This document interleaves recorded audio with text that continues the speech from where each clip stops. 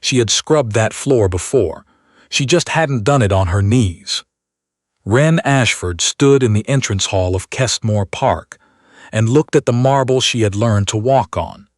The black and white squares her father used to call the chessboard, the ones she had skipped across as a child, never touching the black ones, always the white.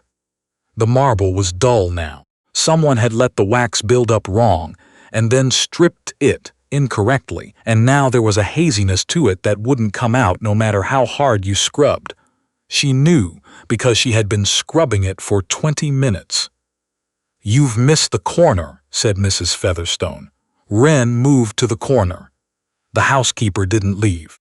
She stood with her hands folded at her waist, watching, the way she had always watched the maids when Wren's father was alive, and Wren was still Miss Ashford of Kestmore Park, and not a girl with a borrowed name applying for a position as a housemaid through an agency in Bristol. She was Nell Vickers now. She had been Nell Vickers for 11 days. "The Duke arrives Thursday," Mrs. Featherstone said. "The whole house needs to be in order before then. Every room opened, every surface clean. His Grace does not like disorder." Wren kept her eyes on the floor. "Yes, ma'am. He hasn't been home in 4 years. The war does things to men. I expect you to be invisible. All the maids are to be invisible. You don't speak. Unless spoken to, you don't look directly at him, and you clear the rooms before he enters them. Is that understood?" "Yes, ma'am." Mrs. Featherstone's footsteps moved away toward the back corridor. Wren sat back on her heels and looked at the marble. 4 years. She had been gone for nearly 3 of those. She had left the week after her father's funeral, after the solicitor had come and read the will aloud in the library, and her cousin Peregrine had sat across from her with that particular expression he had, not triumphant, exactly, but settled, comfortable. The expression of a man who had expected something and received it and found it exactly the right size. The estate had been entailed. She had always known that. What she hadn't known, what no one had told her, what her father apparently hadn't seen fit to mention, before the fever took him in 9 days, was that a secondary clause existed in the original deed of settlement, a clause that allowed the male heir to contest any prior financial arrangements made on behalf of unmarried daughters, if those arrangements had been made within 5 years of the heir's assumption of the title. Her dowry, her mother's jewelry, the small property in Dorset her father had put in trust for her when she was 12 years old, all of it subject to contest. Peregrine had been very polite about it. He always was.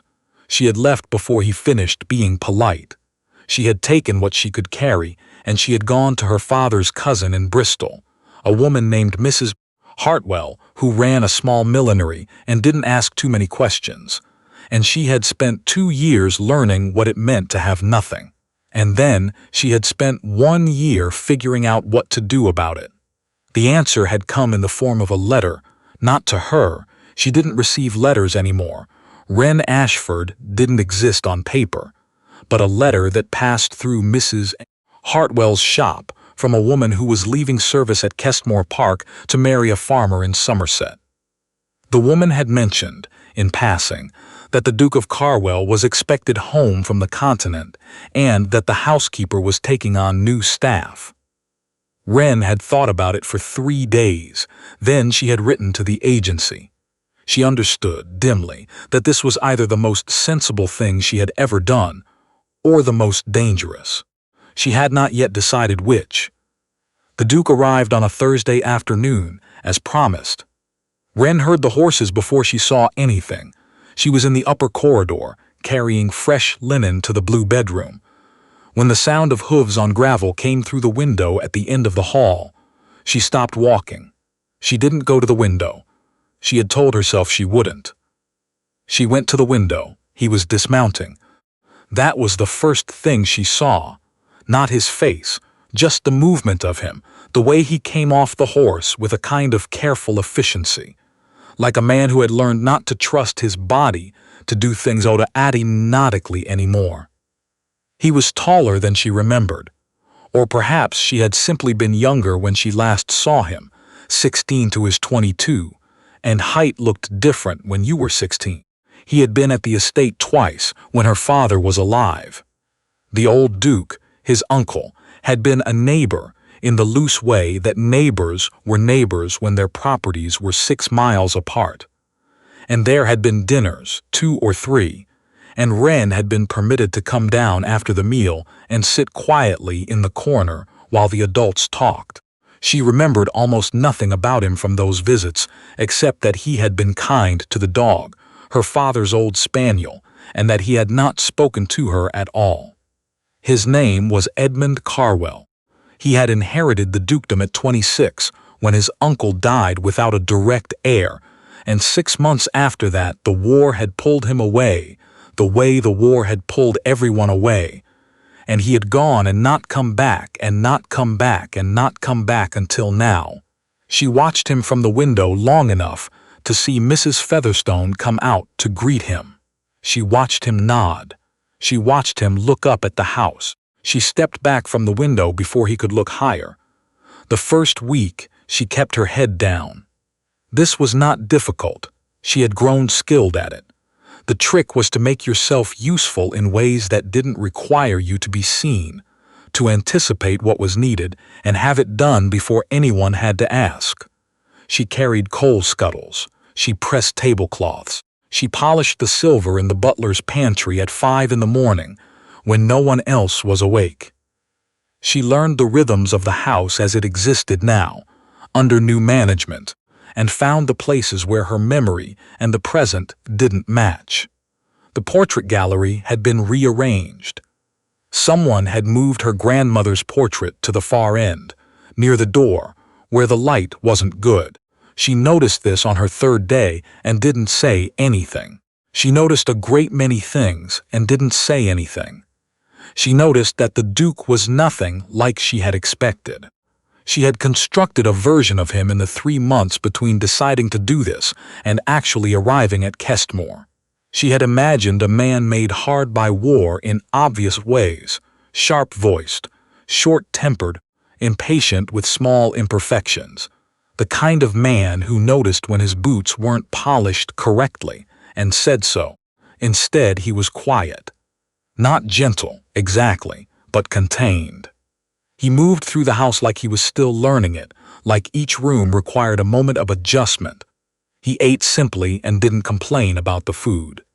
He dismissed most of the staff from the room before she could even finish laying the fire.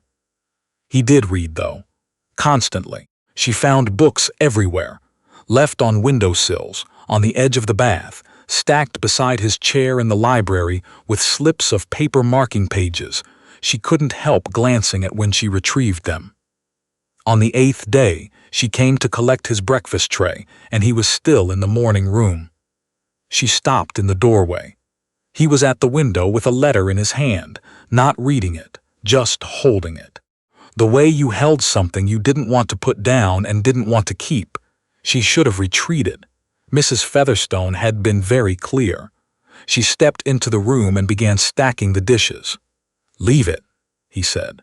She stopped. "I'll ring when I'm done." He still hadn't turned around. "What's your name?" The question arrived without warning. She had been prepared for many things and not for that, not for it to come so simply, not for the 4 years she had spent not being herself to suddenly compress into a single held breath. "Nell, Your Grace." "How long have you been here, Nell?" "3 weeks, Your Grace." A pause. The letter moved in his hand. "Did you know the previous staff?" She thought of Mrs. Featherstone, who had been here when Wren was a child, who had once found her crying behind the garden wall after a riding lesson gone badly, and had given her a handkerchief and not mentioned it to anyone. Mrs. Featherstone, who had looked at her 11 days ago and seen only an applicant from Bristol, with solid references and a quiet manner. "No, Your Grace," she said. "I came through the agency." He nodded, still facing the window. "You can go." She went. She had not come here with a plan. This was the thing she had to keep reminding herself. She had not come with a solicitor's brief or a scheme or any clear idea of what she expected to achieve. She had come because the alternative was staying in Bristol forever making silk flowers for other women's hats, and she had not been able to do that. She had come because Kestmore was still her father's house in every way that mattered, and Peregrine was still in it, and the portraits were being moved to worse light, and someone had let the marble go dull. She had come because she needed to see it. She had told herself that was enough. It wasn't enough. She knew that now. She had known it, probably, since the moment she'd knelt on that floor and smelled the particular combination of beeswax and old stone that she associated with everything she had lost, and felt something go hot and tight behind her sternum. But knowing it wasn't enough was not the same as knowing what to do next. What she had were facts. The entail was legitimate. She had accepted that. The secondary clause, the one Peregrine had used to contest her inheritance, was less clear. She had spent a long time in Bristol, reading the book her father's solicitor had sent her, the one she'd almost thrown away and then didn't, and she had found 3 paragraphs that suggested the clause might be challengeable if certain condition applied. She didn't understand all of it. She needed someone who did. What she also had was this.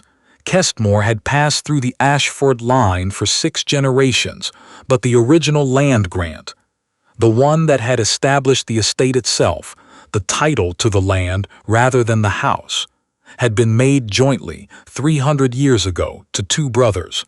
The younger brother's line had died out, but the grant had never been formally revised. She didn't know what that meant, legally. She suspected it might mean something.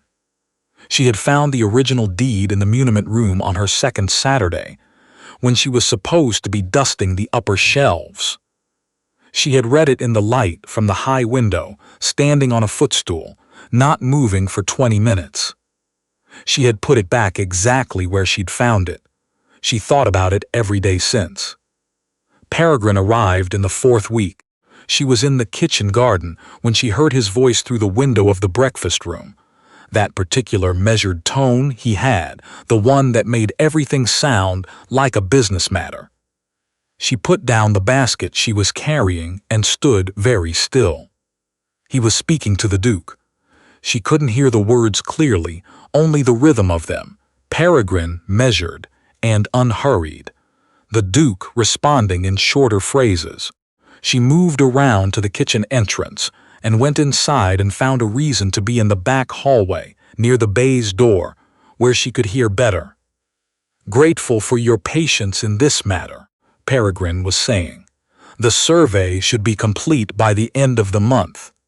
"The eastern boundary," the Duke said.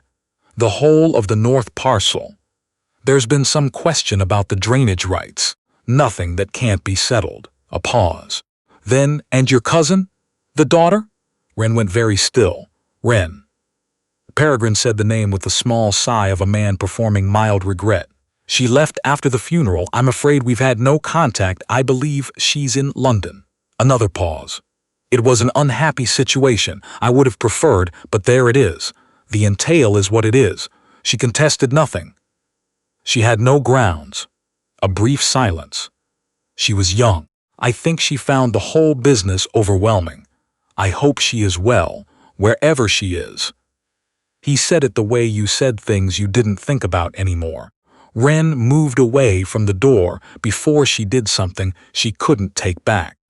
She walked through the kitchen and out into the yard and stood in the open air with her hands at her sides until the thing in her chest stopped pressing so hard against her ribs. She was 23 years old. She had been scrubbing floors and carrying coal scuttles for 4 weeks. Her cousin was in the breakfast room of her father's house telling a Duke she was probably in London. She thought, "I cannot do this much longer." She thought, "I have to do this a little longer."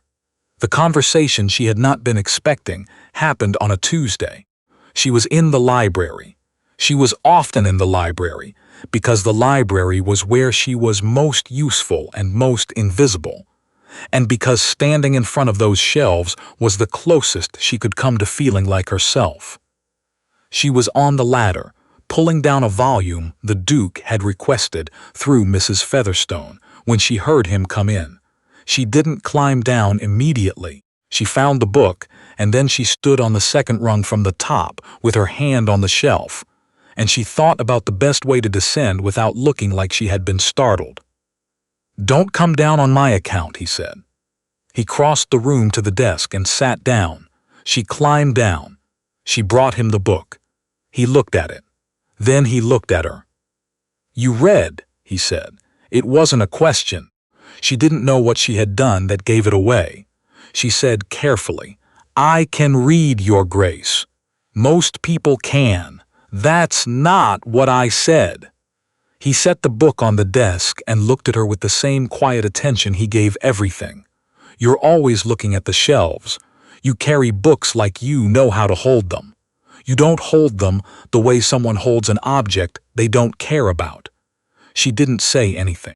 The last maid who worked in here dropped a first edition into the fireplace grate. He wasn't smiling, but something in his voice had shifted. "I'm not setting a trap. I'm making an observation."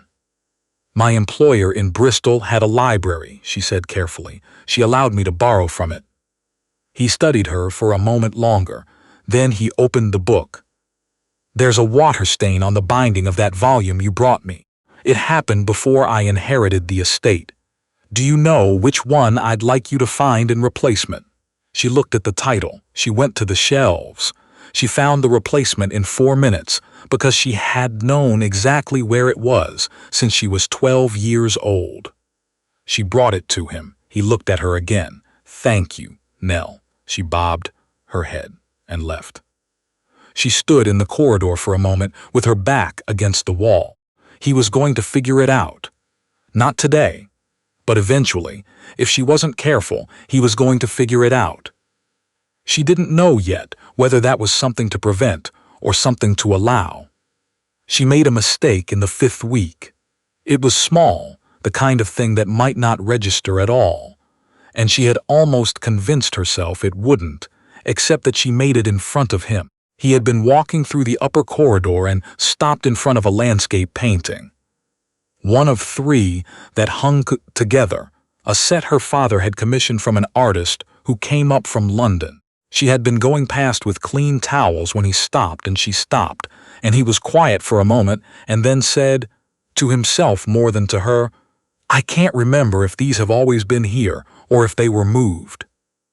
And without thinking, the words simply came.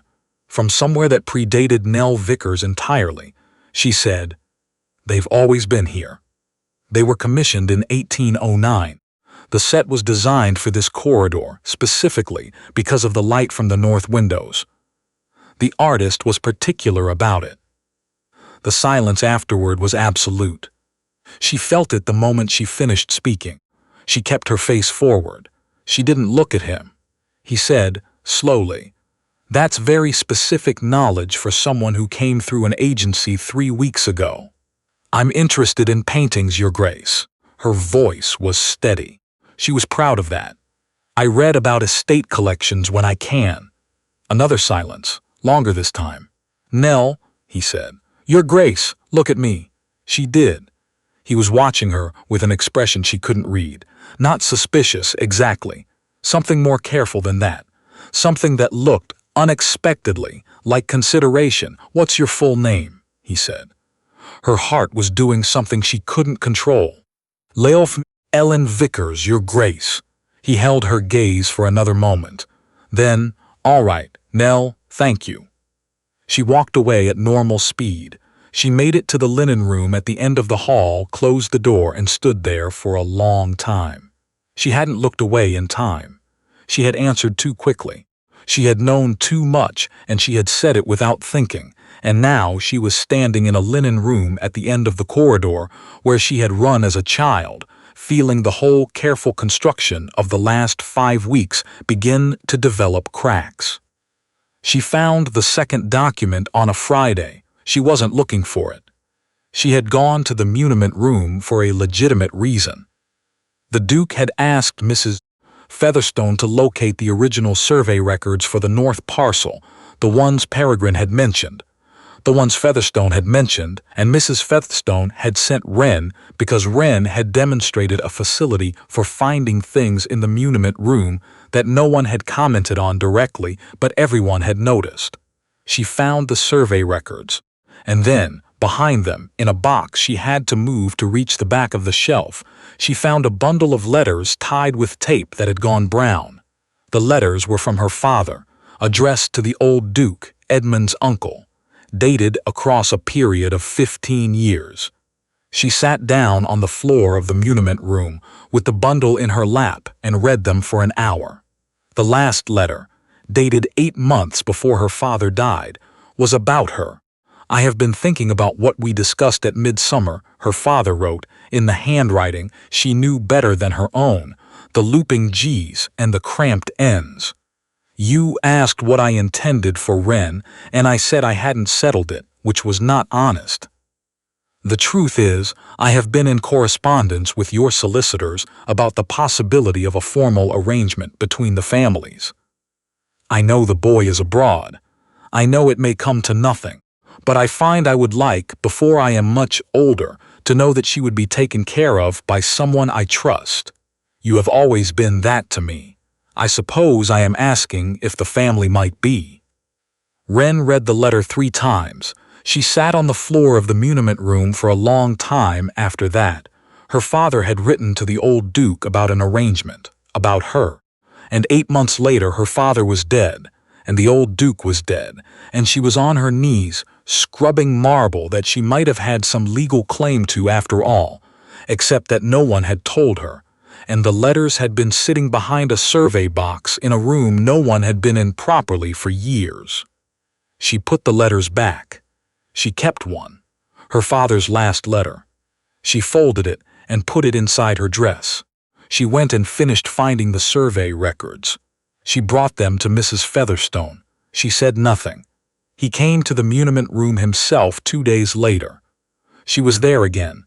She had invented a reason, and she heard him in the corridor, and she nearly left, except that leaving quickly would have looked strange, so she stayed, and he came in, and he stopped when he saw her. "Mrs. Featherstone said the survey records are here somewhere. I found them Friday, Your Grace. I left them on the table." He came to the table. He looked at the records. He looked at the room. "You know this room well," he said, not an accusation. Just something he was noting. "I was thorough when I cleaned it, Your Grace." A pause.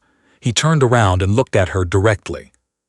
"I've been thinking," he said, "about the painting." She waited. "You knew the commission year. You knew the name of the corridor and the reason for the window placement. Those aren't the kinds of things you find in a book about estate collections." He tilted his head slightly. "Who are you?" The thing about a decision, Wren had found, was that you often didn't make it. You arrived at a moment and the decision had already been made, somewhere below the place where you were paying attention, and all you had to do was speak. "My name is Wren Ashford," she said. "This was my father's estate." He didn't move. He didn't look surprised exactly, more like he was reorganizing something, like the pieces had been arranged differently than he expected, but he recognized all of them. "The daughter," he said. "Yes, your cousin said you were in London. My cousin says a great many things." He turned back to the survey records and looked at them for a moment. She watched him. She had no idea what was coming, and she had stopped trying to predict it. "Why are you here?" he said. "I needed to know if I still had any legal claim to the estate, or to my inheritance. I couldn't find that out from Bristol. I needed access to the records." A pause. "I wasn't intending to. I didn't come here to make trouble for you, Your Grace. The entail is legitimate. I know that, but there are documents here, including a deed of settlement, that suggest the secondary clause my cousin used may be challengeable. And I found letters 2 days ago that I believe you should read." She reached inside her dress and took out her father's letter. She put it on the table next to the survey records. He looked at it. He picked it up. She watched him read it. She watched his expression very carefully, and she saw the moment he reached the part about the arrangement, about asking if the family might be trusted to care for her. She saw something cross his face that she couldn't name. He set the letter down. "He wrote this 8 months before he died," he said. "Yes, my uncle never told me. I didn't think so." He was quiet for a long moment. Then, "Sit down, Miss Ashford." She sat down. He sat across from her. He folded his hands on the table.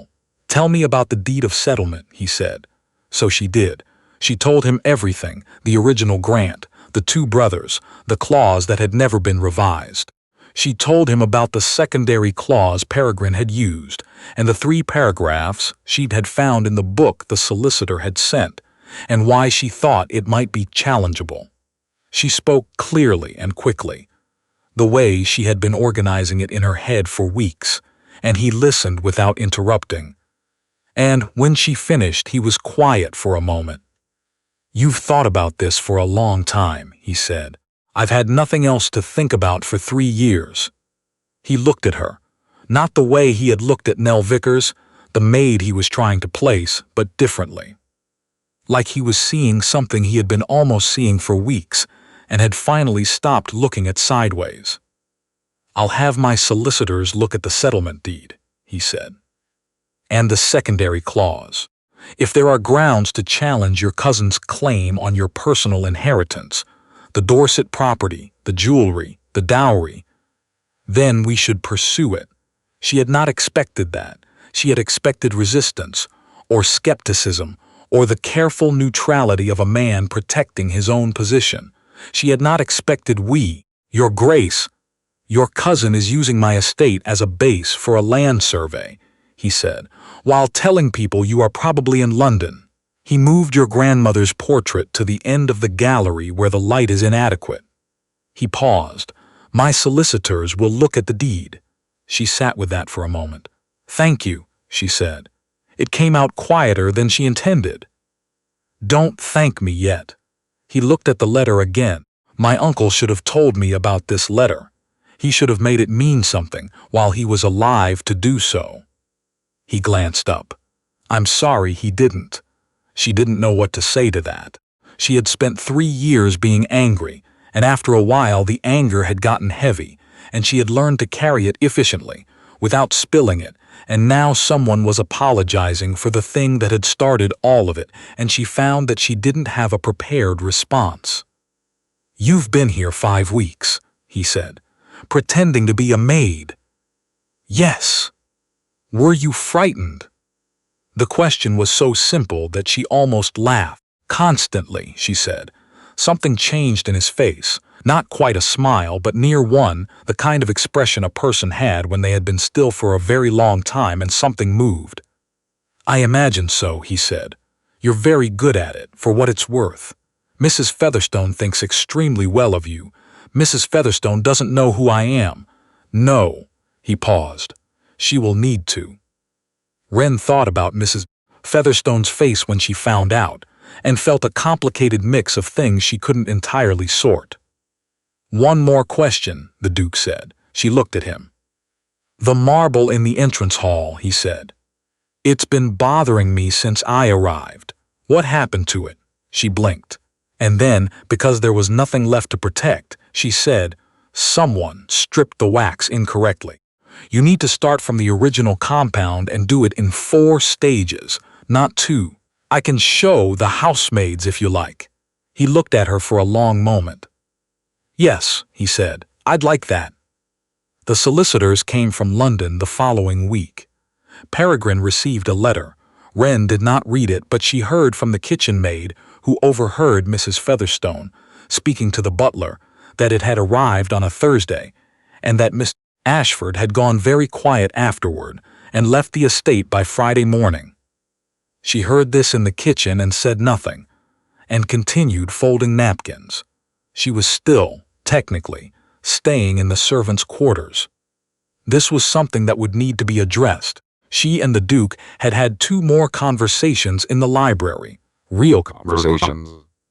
Not the performance she had given as Nell Vickers, but actual exchanges about the estate, about the records, about what the solicitors had found in the settlement deed, which was, as she had suspected, more complicated than Peregrine had allowed. The secondary clause was challengeable. It would take time. It would not be simple. Nothing that's worth doing is simple, he had said, in the library, and she had said, "That sounds like something someone says who hasn't spent 3 years doing things the hard way," and he had looked at her and said, "You're right, I apologize." She had not expected him to apologize. She kept not expecting things from him, and he kept doing them anyway. On the day the solicitors left, he came to find her himself. She was in the garden, on her knees, which was appropriate somehow. Weeding. She was very good at weeding now. "Miss Ashford," he said. She looked up. "The solicitors believe the challenge to the secondary clause will succeed. It will take 6 months, perhaps 8. The Dorset properties should be returned to you. The jewelry and the dowry are more complicated, but they believe there's a path." She was still on her knees. She was aware of this and couldn't quite make herself stand up. "The deed of settlement is being revised," he continued. "In light of the original grant, there are questions about the title to certain portions of the land that will need to be properly settled. You may have a stake in those proceedings as your father's heir." He paused. "I thought you should know." She stood up, finally. There was dirt on her apron. She was looking at him in the garden of the house where she had grown up, and she was wearing an apron with dirt on it, and he was watching her with the careful, steady attention that she had first noticed from a second-floor window and had not been able to stop noticing since. "I don't know what to say," she said. "You don't have to say anything." He was quiet for a moment. "My uncle wrote something in his response to your father's letter. It's in the muniment room. I found it in the same box. He said he thought the match would suit the family very well." He paused. "I thought you should know that also." She looked at him. "Your Grace," she said. "Edmund." She had not used his name before. She wasn't sure what made her use it now, except that they were standing in the garden in the afternoon light, and she had been Nell Vickers for 6 weeks and Wren Ashford for all her life, and the weight of the second one was beginning, very slowly, to feel like something she was allowed to carry again. He didn't look startled by the name. He looked, if anything, like he had been waiting for it. "Wren," he said. Just that. The garden was very quiet around them. Somewhere in the distance, a door opened and shut. A bird moved through the upper branches of the lime tree. The light was doing something particular to the stone of the house, the way it did in the late afternoon, the honey-warm color that she had always loved and had spent 3 years trying not to think about. She thought of her father writing letters. She thought of old men making arrangements that the people in them knew nothing about, and how she had spent the better part of a year furious at that, and then another year simply tired of it. She thought that sometimes, despite everything, despite the things that got taken, and the things that went wrong, and the years of cold rooms and silk flowers and borrowed names, sometimes the old men turned out to have been right about something. She said, "The marble really does need to be done in 4 stages." He said, "Show me." And she did. And that was the beginning of it.